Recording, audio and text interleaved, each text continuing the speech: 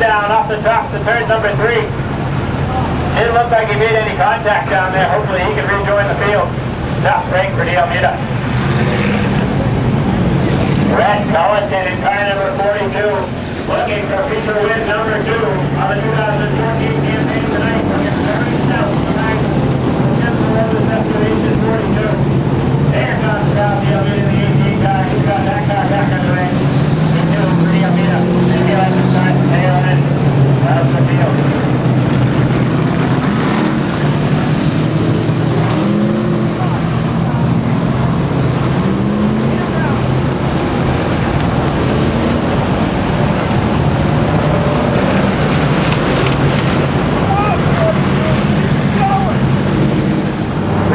Set to fly, 5 left for the record, from 25 remains.